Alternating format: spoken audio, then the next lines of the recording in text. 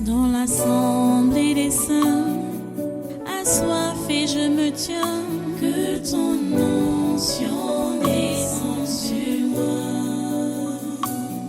Conscient que mon destin est dans le creux de ta main, que ton onction descende sur moi. Je suis disposé, assoiffé, que ton onction descende sur moi. Je suis disposé, assoiffé,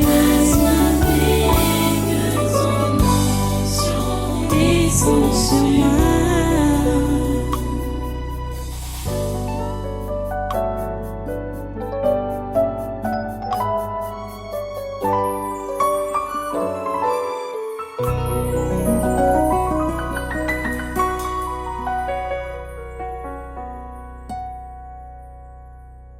Alléluia. Merci Seigneur. Maintenant, prenez votre Bible. J'ai déjà introduit même le message de ce jour. J'ai déjà introduit ça au début de la prière. Je ne vais pas revenir dessus. Je vais directement aller dans le texte avec lequel on va démarrer l'enseignement de ce jour. Voilà, on va dans Éphésiens au chapitre 4. Éphésiens chapitre 4. Éphésiens chapitre 4. Je vais peut-être introduire d'abord cette lecture. Vous savez, nous sommes en train de parler aux chrétiens. Le chrétien est différent du païen.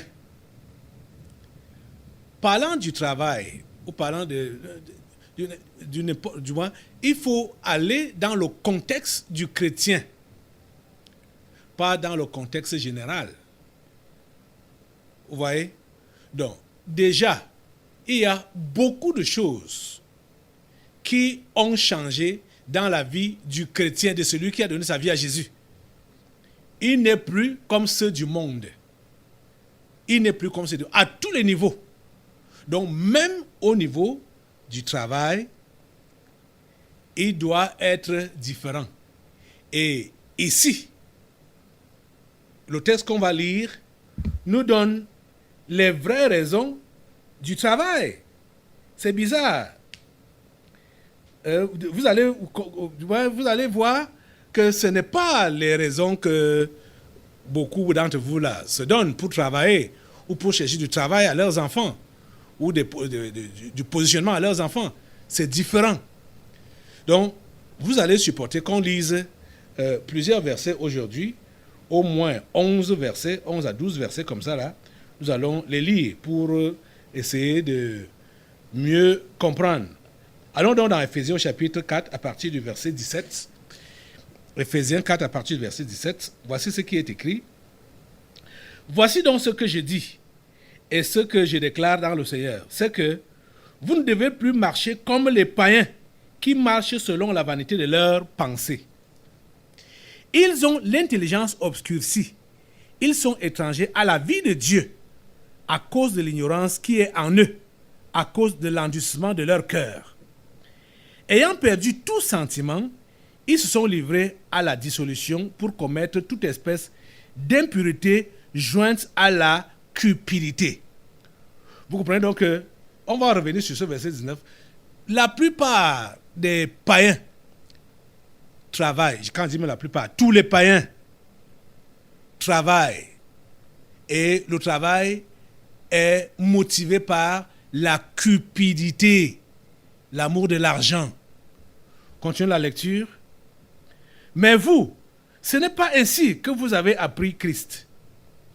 Si du moins vous l'avez entendu, et si, conformément à la vérité qui est en Jésus, c'est en lui que vous avez été instruits à vous dépouiller, vous déshabiller, eu égard à votre vie passée du vieil homme qui se corrompt par les convoitises trompeuses, à être renouvelé dans l'esprit de votre intelligence et à revêtir l'homme nouveau, créé selon Dieu, dans une justice et une sainteté que produit la vérité. C'est pourquoi renoncez aux mensonges et que chacun de vous parle selon la vérité à son prochain, car nous sommes membres les uns des autres. Si vous vous mettez en colère, ne péchez point, que le soleil ne se couche pas sur votre colère, et ne donnez pas accès au diable, que celui qui dérobait ne dérobe plus, mais plutôt qu'il travaille en faisant de ses mains ce qui est bien, pour avoir de quoi donner à celui qui est dans le besoin. Verset 28. Normalement, c'est seulement ce verset-là qu'on devait... Quand on parle du travail, ce n'est que ce verset-là qu'on devait lire. Mais j'ai voulu qu'on lise beaucoup de versets, les versets qui précèdent, pour comprendre à qui on parle. Vous voyez, que celui qui dérobait ne dérobe plus, mais qu'il fasse quoi? Qu'il travaille de ses mains.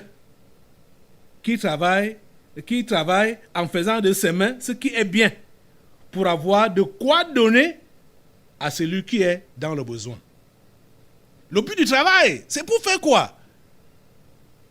Avoir de quoi donner à celui qui est dans le besoin. Prions le Seigneur.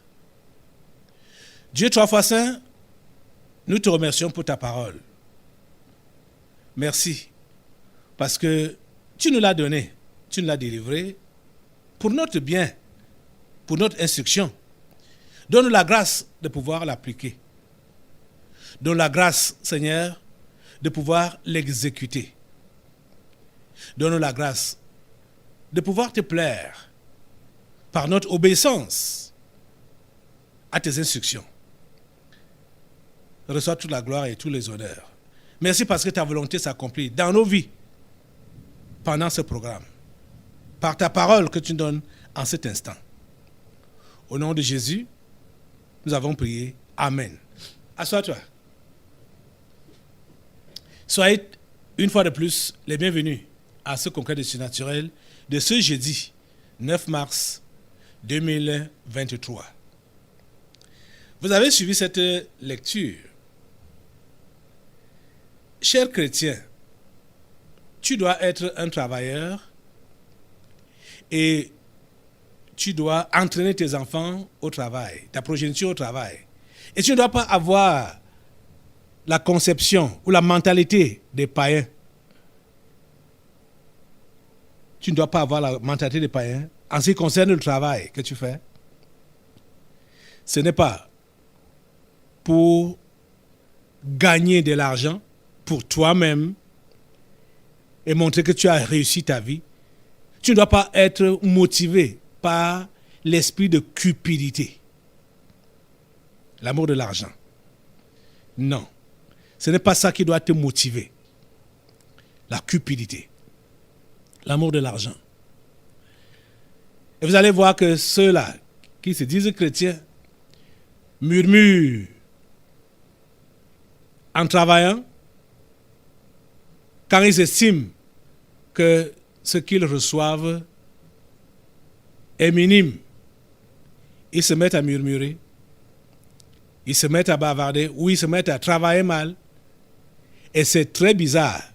Si ces gens-là sont avec les païens, ils murmurent avec les païens, ils font comme les païens. Mais quelle est la différence? Quel message vous leur communiquez? Quel message vous leur donnez? Quel message? Franchement parlant.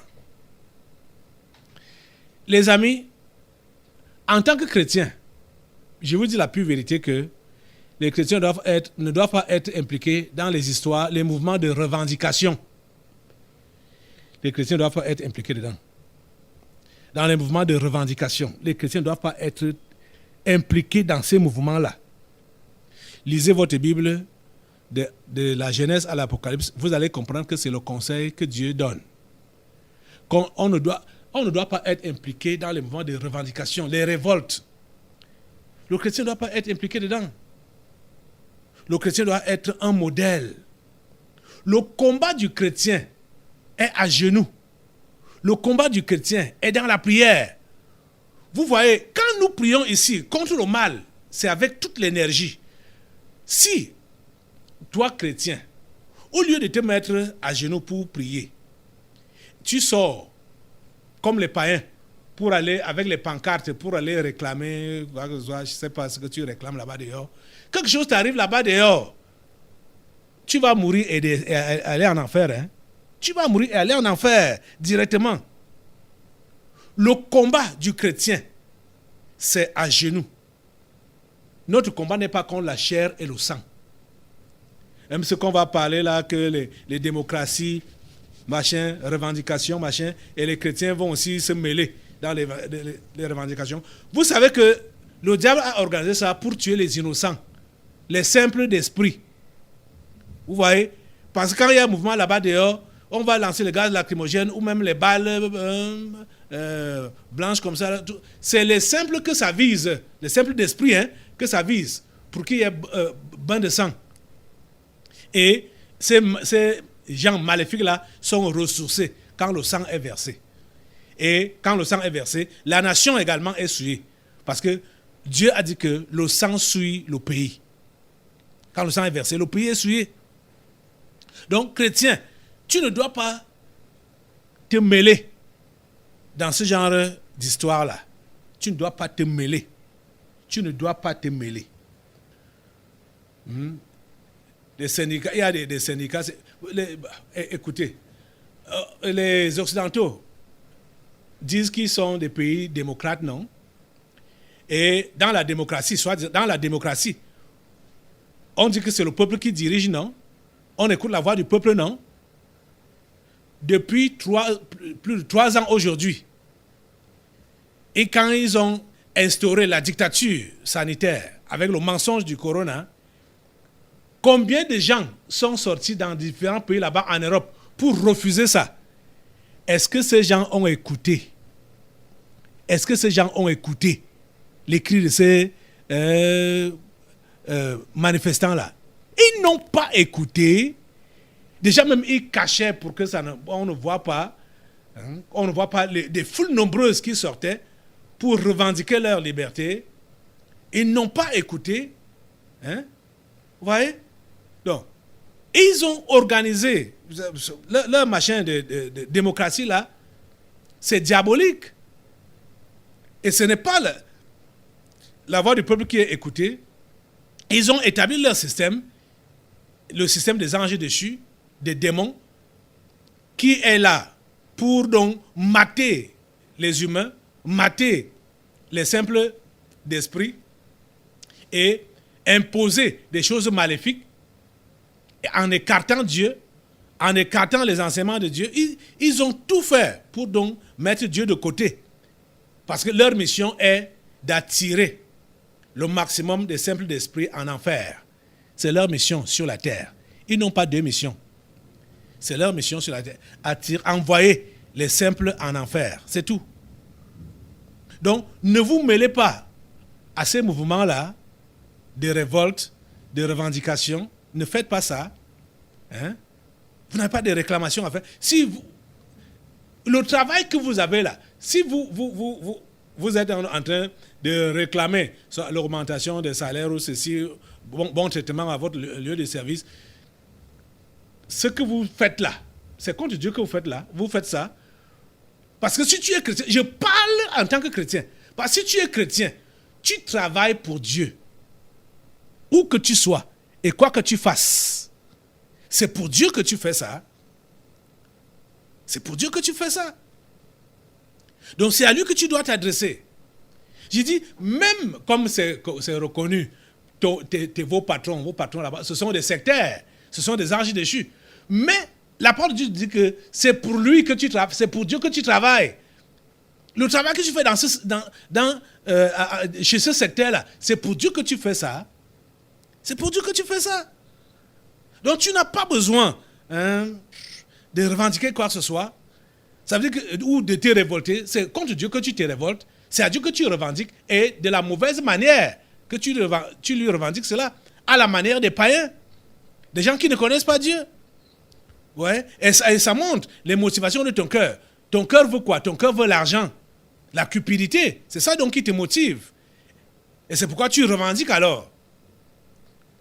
Tu es en train de comprendre ça? les amis, rappelle-toi que si tu es chrétien, tu es esclave de Dieu. Et l'esclave n'a rien à revendiquer. L'esclave n'a rien à revendiquer. Quand le patron dit « fais ceci », il dit seulement « yes sir ». Fais cela, yes sir. Reste là, il dit yes sir. Tout ce que le patron lui demande à faire, c'est oui, oui, oui monsieur, oui monsieur. Tu comprends ça? Le texte qu'on a lu nous dit quoi? Que voici les païens, ayant perdu, je suis au verset 19, ayant perdu tout sentiment, ils se sont livrés à la dissolution pour commettre toute espèce d'impureté jointe à la cupidité. Le païen travaille et il est motivé par l'esprit de cupidité, l'amour de l'argent. L'amour de l'argent. C'est le gain qu'il met devant pour lui-même. C'est le gain qu'il met devant. Et c'est malheureux de trouver que certains d'entre vous qui se disent chrétiens, vous avez la même mentalité et vous avez les mêmes agissements. C'est le gain que vous mettez devant. Donc c'est la cupidité, l'amour de l'argent. C'est malheureux de constater ça. C'est malheureux de constater ça. Il y a une d'entre vous là qui a répondu ici que bon, elle travaille pour le travail et la rémunération, donc la paye doit suivre. Vous voyez? Ce n'est pas le gain que vous devez mettre devant. Ce n'est pas le gain que vous devez... Je vais insister là-dessus. Ne mettez pas le gain devant. Vous dites que vous êtes chrétien, vous travaillez ou vous cherchez le travail. Ce n'est pas la rémunération, la récompense, la paye que vous devez mettre devant. Vous prenez le travail là pour qui? Vous voulez faire ça pour qui et pourquoi? C'est ça d'abord qu'il faut que vous sachiez. Si vous prenez ce travail, si vous cherchez le travail, vous devez chercher le travail pour Dieu. Et si vous avez trouvé le travail, ce travail-là doit être fait pour Dieu. C'est lui qui doit prendre la première place. C'est son intérêt qu'il faut d'abord chercher, l'intérêt de Dieu qu'il faut d'abord chercher. Donc c'est pourquoi ne vous lancez jamais soit à la facilité, donc, ou alors à la cupidité. La facilité a beaucoup de chemins. Ou alors, ne vous abandonnez pas à la paresse. Ne vous abandonnez pas à la paresse. Ne cherchez pas les voies faciles. Comprenez? Vous devez travailler. On est en train de voir l'exemple de l'apôtre Paul. Quand il parle dans le travail et dans la peine. Comme certains pensent que comme je suis enfant de Dieu, je ne dois plus peiner. Je ne dois plus souffrir. Tout doit couler, ça doit couler comme de l'eau, ça doit couler. Pourtant, Paul dit, dans le travail et dans la peine. Le travail et la peine. Si tu n'es pas armé de cet esprit-là, il dit, tu vas glisser vers la facilité, donc le gain facile, où tu vas donc t'engager dans des impuretés, la dissolution, voyez, parce que tu veux gagner facilement et rapidement, tu ne veux pas souffrir. Que Dieu t'épargne de ce genre de mentalité-là. Que Dieu t'épargne. Le but du travail, c'est quoi? Ici, l'apôtre Paul donne le conseil aux anciens voleurs. Et vous savez que quand on parle de voleur, on définit le vol quoi? Prendre quelque chose, la chose d'autrui, soutirer quelque chose à autrui sans sa permission. C'est ça voler. Donc quand tu soustrais quelque chose à autrui sans sa permission, tu as volé. Et vous-même, vous savez que avant de vous convertir, vous avez pratiqué ça toute votre vie, soutirant des choses à autrui sans leur permission, donc volant, pour joindre les deux bouts. Pour ceux qui avaient commencé à travailler, ils ne se contentent pas de leur salaire et ils soutirent à gauche, ils soutirent à droite pour essayer de joindre les deux bouts, ou même si ce n'est pas pour joindre les deux bouts, pour avoir une vie meilleure. Parce que le plus souvent, les choses qu'on prend ou les choses avec lesquelles, du moins qu'on accumule, c'est pas qu'on en a tellement besoin. C'est pas qu'on en a vraiment besoin. C'est juste l'esprit d'avarisme qui est dans les gens et qui les anime pour accumuler, vouloir accumuler encore. Ils ne sont pas satisfaits. Et vous voyez que la satisfaction ne vient jamais. Pourtant, quand tu as donc dit que tu donnes ta vie à Jésus, tu devrais être satisfait en lui. Tu es comblé en lui. Tu ne devrais plus fonctionner donc dans l'esprit des païens. C'est pourquoi j'ai lu tous ces versets pour vous montrer la différence entre le païen et l'enfant de Dieu. L'esprit qui doit te motiver à travailler, c'est l'esprit de secours, l'esprit de secourisme.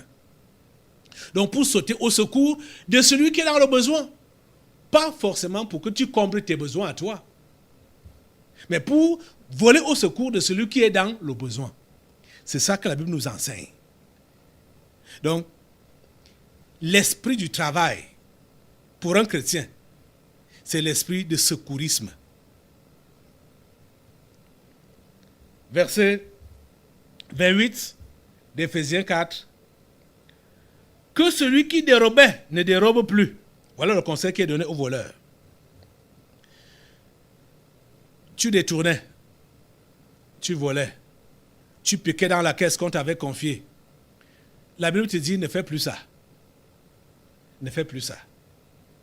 Même comme vous allez entendre, chez les faux prophètes envoient leurs fidèles aller voler pour venir semer.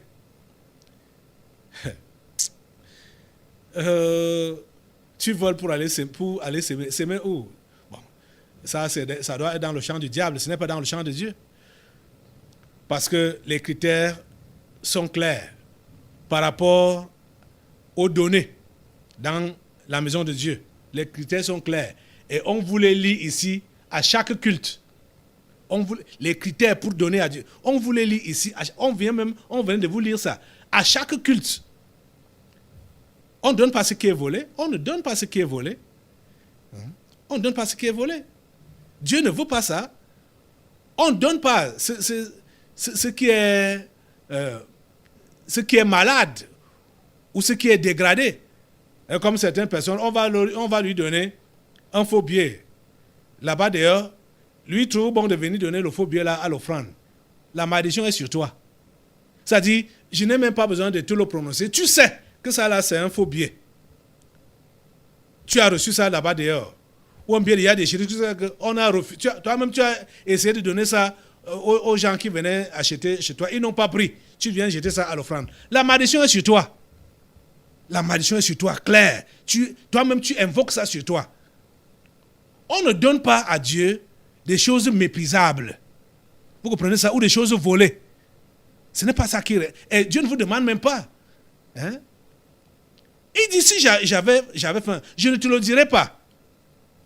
Donc, ce genre de personnes qui font ce genre d'offrande-là, soit ils sont des sorciers, soit ils sont des ignorants. Si tu es donc ignorant, il faut que tu comprennes aujourd'hui que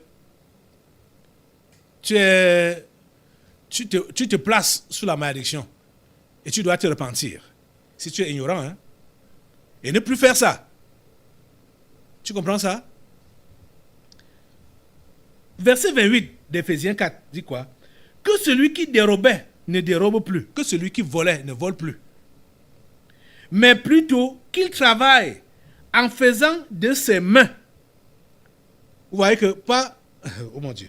en faisant de ses mains ce qui est bien pour avoir de quoi donner à celui qui est dans le besoin.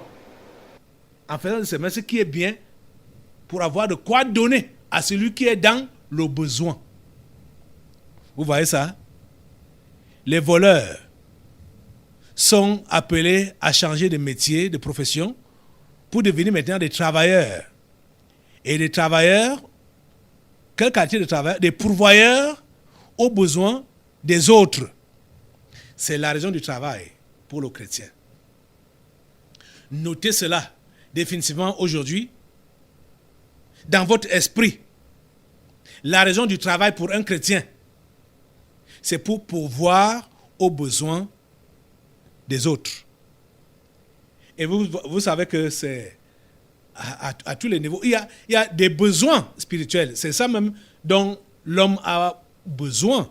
L'homme ne vivra pas de pain seulement, mais de toute parole qui sort de la bouche de Dieu. Donc, quand tu travailles dans ton esprit, il faut que ça soit calé, que tu veux aider quelqu'un. Tu veux secourir quelqu'un. Et le vrai secours, ou le premier secours qu'on doit apporter à un homme, c'est de lui apporter la parole de vie, l'évangile, qui sauve. Vous comprenez? Ça, c'est la première aide. Donc, tu te mets au travail, ou tu as un travail en tant que chrétien, comprends que ce que tu reçois là, c'est pour aider quelqu'un. C'est pour aider le nécessiteux.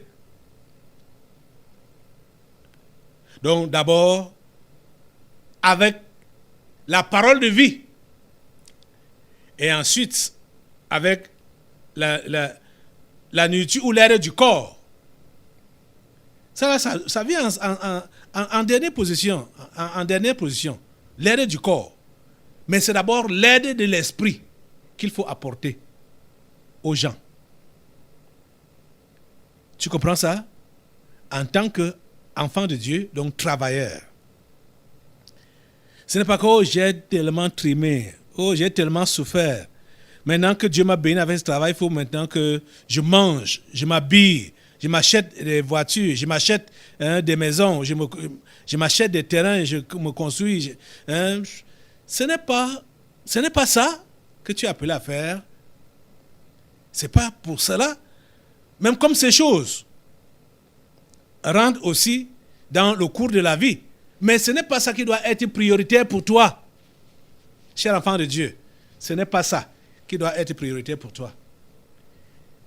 Et certains d'entre vous là, ce n'est pas écrit que vous tous, vous aurez des voitures, des maisons, vous allez quitter la location, vous aurez des duplex, des villas, des châteaux, machin, tout cela. Ce n'est pas écrit que vous tous, vous aurez ces choses-là.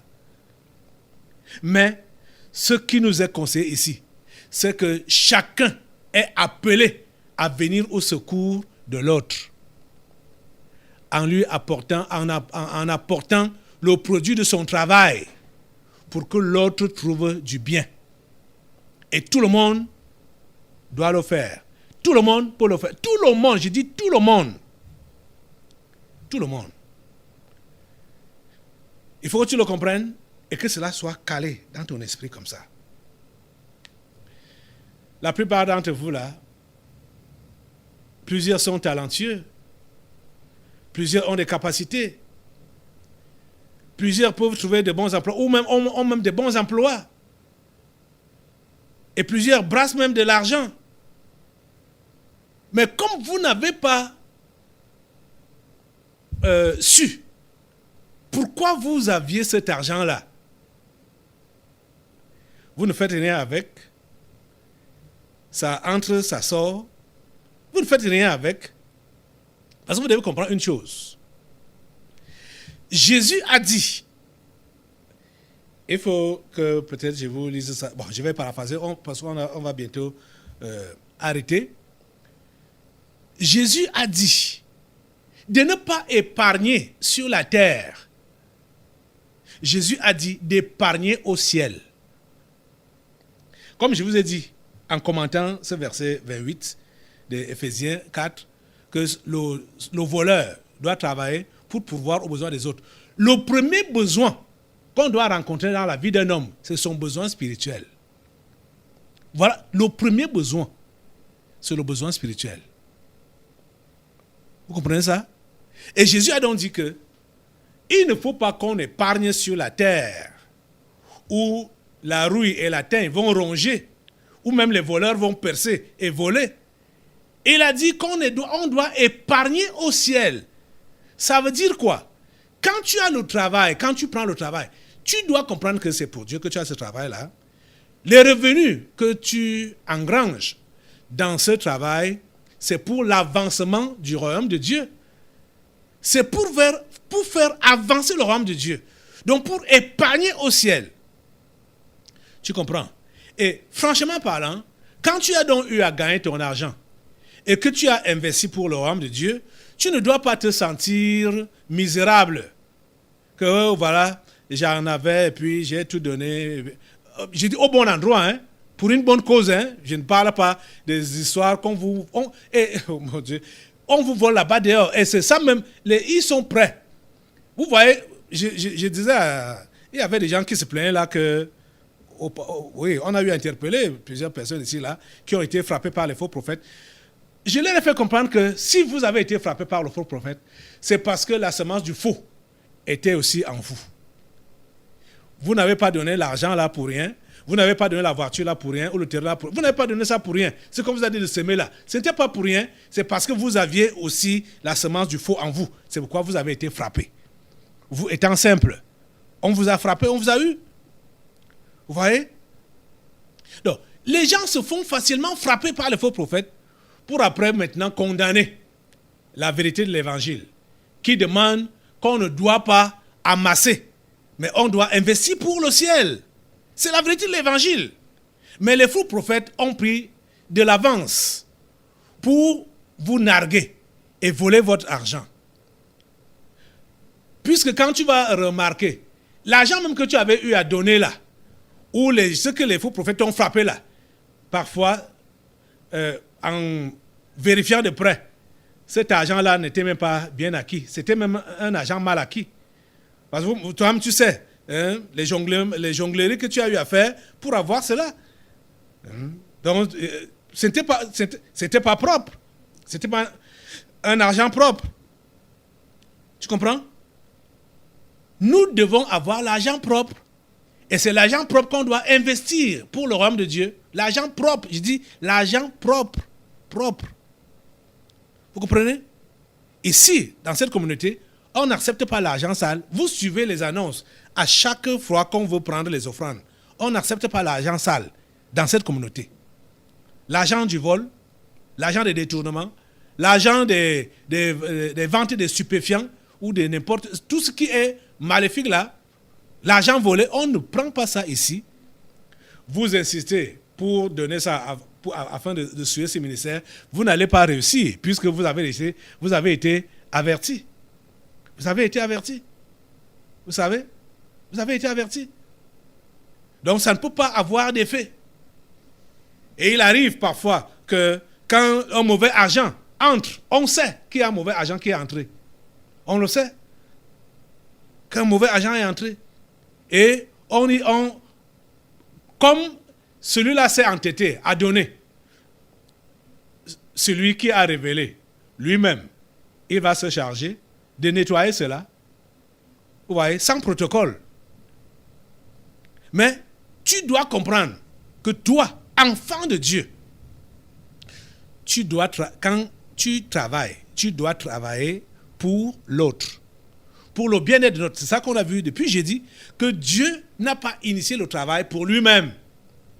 Dieu a initié le travail pour l'homme qu'il voulait créer. Il n'avait même pas encore créé. Mais pour l'homme qu'il voulait créer, il a initié le travail. Et jusqu'à présent, Dieu ne se repose pas. Il travaille toujours pour ramener, oh mon Dieu, que tu es bon, sa créature vers lui.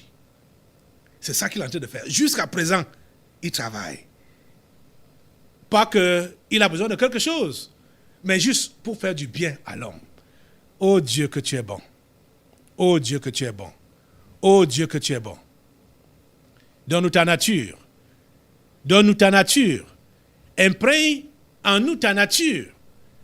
Donne-nous ta nature, oh Dieu. Donne-nous ta nature. Et permets qu'elle se développe en nous. Qu'elle se développe. Ta nature, qu'elle se développe. Et qu'elle agisse. Qu'elle influence. Non seulement nos vies, mais influence notre entourage et notre société. C'est notre prière, Seigneur. S'il te plaît. Ta nature. Ta nature. Ta nature. Que celui qui dérobait ne dérobe plus, mais plutôt qu'il travaille en faisant de ses mains ce qui est bien pour avoir de quoi donner à celui qui est dans le besoin. Pour avoir de quoi donner à celui qui est dans le besoin. Voilà le but du travail. C'est ça que tu dois avoir dans ta mentalité et au fond de ton esprit et dans tes agissements. Si c'est le cas, tu verras que tu ne vas plus te plaindre, tu ne vas plus murmurer, te lamenter, envier, vouloir créer des émeutes, à chaque bout de temps, chuchoter comment tu es malmené, tu es maltraité, comment tu vis à peine, comment ce qu'on te donne ne suffit pas, machin. Aïe, ne te suffit pas.